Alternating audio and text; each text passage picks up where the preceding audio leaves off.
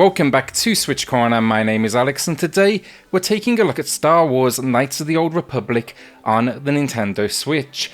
Now the port, it finally arrives. I requested this on my May 4th video 2 years ago and now it has happened. But is this the port you're looking for, or do they miss the mark? Well, hit subscribe if you love the Switch, as much as we all do here. Join our growing family and let's get started. So just a quick note here, not a full review today. I played the game back at release and a fair few times since, but today I'm going to be breaking down story, gameplay, how it all translates to the Switch, any quirks that I noticed, the graphics, and then also frame rate and audio. So this one, it sets itself 4,000 years before the Galactic Empire. Hundreds of Jedi Knights fall in battle against the Sith, and you are now the Order's last hope. The game, it wastes no time though. In the opening moments, you'll choose your character and learn immediately you're under attack from a friendly Republic soldier. You're essentially tasked here now with a search and rescue. Of course, not all goes right though, and you're quickly introduced to a Sith Lord. A battle commences, and before you know it, you are on your own. From here, jump in an escape pod and shape your own story. Will you work towards the light side or succumb to the dark? I always loved that freedom. The outcome changes based around your decisions, and back in the day that was enough for the game to warrant a second playthrough immediately from me. It's a great Star Wars story that delivers on the world and brings characters worthy of the name. So gameplay, and first off, this was originally released back in 2003 for the PC and Xbox console releases. They've always been a part of the game's history. It shows its age as well, no question about it at all. In moments, clunky would be my best description if you're making a comparison to, let's say, something released in 2021. But that is, let's face it, completely understandable. That said, at the same time though, very few games have captured a universe quite like this one, and it absolutely demands respect. I'm getting a little ahead of myself here though. Gameplay here can be summed up really as exploration, a whole lot of dialogue, and then combat. Now first up though, you've got character setup, and you'll have the choice of scout, soldier, or scoundrel. I opted in this spin to go for soldier, but you'll be shaping them immediately with skill points, along with a portrait choice and optional name change. I think a defining factor of this game though, it's the level of accessibility. Not comfortable with the idea of leveling up skill points, those traditional RPG mechanics, then it does have auto assignment as well. It understands what RPG players want, but also knows that Star Wars name, it's probably going to be bringing in those new to the genre. Throughout though, you'll be managing a number of systems for your character alongside level. That caps out at level 20 thanks to XP that's earned in battles, exploration and quest completion. Think here the new moves, upgrades, specific abilities, and also then more passive abilities. Think something like a personal favourite, cybernetic implants. These can be purchased around this world. Alongside your main character as well, then you'll be managing your party, of course, from equipment through to the skills. This party is your choice with a total of 9 characters to uncover, but the maximum party size in game is 3, that is including yourself, so 2 additional. You can also control these freely in battle and exploration with a tap of the R trigger. You're essentially assigning the party leader in these moments, but that will also be essential. An early example, you don't know the code to a door ahead of you, but a party member does, so you'll need to control them in this moment. Each character, basically they have individual skills and attributes. It's going to be important to remember that. Also, while I'm on kind of controls here as well, a quick mention, these are not tank controls. Occasionally, I will say the camera is locked in tight spaces, but it gives you freedom for the most part to move with the left stick and control the camera with the right. Expect here though to be exploring 8 different planets from the Star Wars universe. While the combat is for sure entertaining, for me the real winner in this one, it's always been that exploration and dialogue. It is near constant talking this game, but it never feels pointless. It's always got something to add, to the story. It adds exposition and it builds upon the lore. The real important bit though, there's a ton of decisions that shape your character and whether they'll be leaning towards the light side or dark.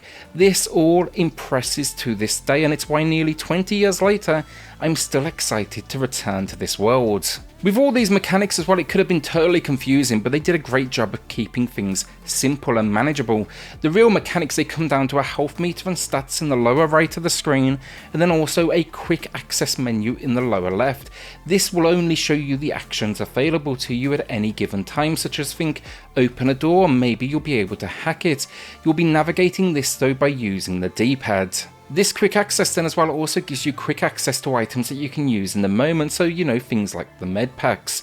This is all accompanied then by an intensive pause menu where you will find party inventory items, because you're going to be finding a ton of chests and pickups around this world, character stats and management, a map, and then also past conversation logs. You'll also see then active and complete quest information as well. The final piece of all of this, the combat. It's by far the most unique system. It's sort of turn-based, but can be played in real time as well. Now when you spot an enemy, the game's basically going to pause. It gives you a chance to select your enemy with the triggers and then choose an attack type. Unpause and to war you go. You're basically lining up attacks one on top of another. Practice in real time though, because you can leave it off pause at all times, and I've got to say that is a much more satisfying spin on things. It even gives you the option to turn off that pause entirely in the options. In these moments of pause gameplay though, you can even use items and change equipment or selected party members as well. Complaints wise, honestly very little. Look, the big differences on the Switch are in the user interface, which we will get to in graphics. The only other thing though, there's a few mini games, a card game, swoop races, which are basically pod races, and then the gunning station aboard the Ebon Hawk.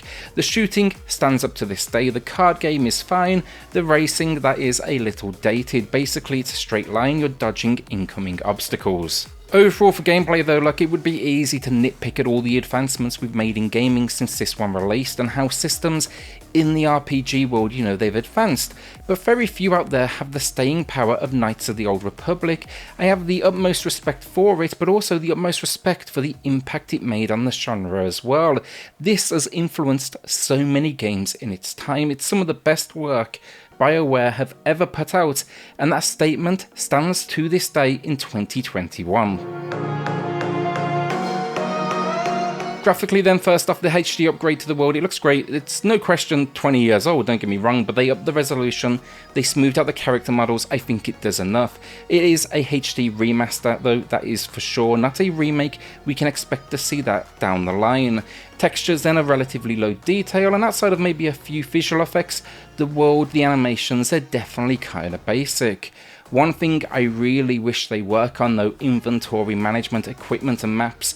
They use some seriously low resolution images, and that really stands out against the upgrade when you're choosing, let's say, a sword or a gun, and you can see the pixelation.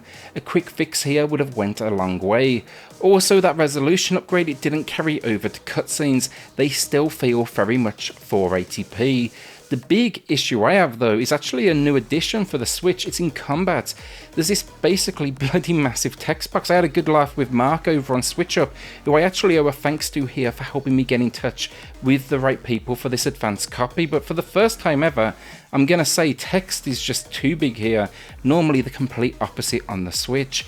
In combat, there's this half screen filling text box, basically reminding you that yes, you are in battle and you cannot remove it. And trust me, I spent like nearly 30 minutes trying before dropping Mark a message. I was hoping he had a resolution for me. He absolutely didn't.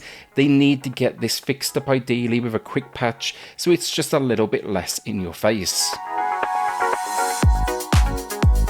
Frame rate then, honestly, it's a little bit disappointing. We are talking a near 20-year-old game here, and we are not at a locked frame rate. It rarely drops too much, honestly, but more graphically intense moments, it will for sure be noticeable. It's targeting 60 frames per second.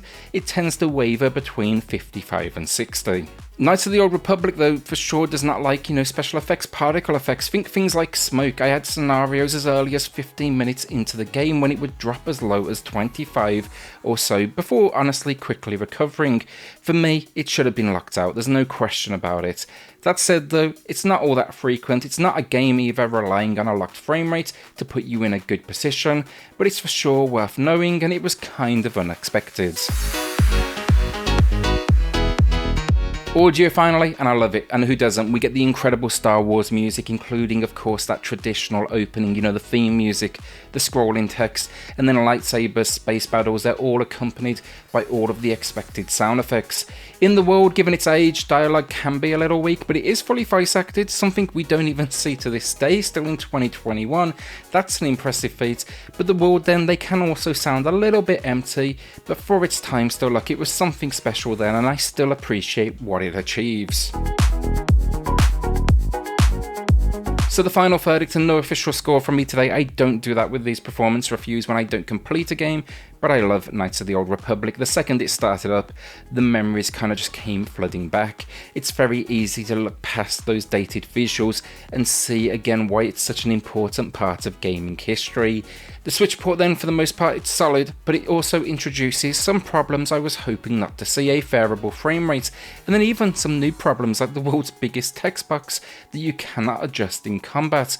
All in though, like, I'll be playing it through to the end. In fact, I'll be doing 2 runs of this one, so I can play out, of course, that light and dark side of the story, and I do suggest every fan of this one checks it out. Support it, and we might even see the second entry make an appearance on the Switch in the future. With that, will you be adding this one to the library, or are you holding onto that cash? A shout out then to the patrons of the channel who are just going above and beyond to support SwitchCorner.